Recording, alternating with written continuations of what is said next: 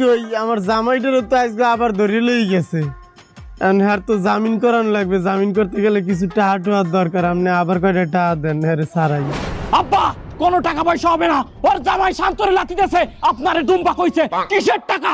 চোখের বদলে চোখ, রক্তের বদলে রক্ত, খুনের বদলে খুন, দুম্বার বদলে দুম্বা।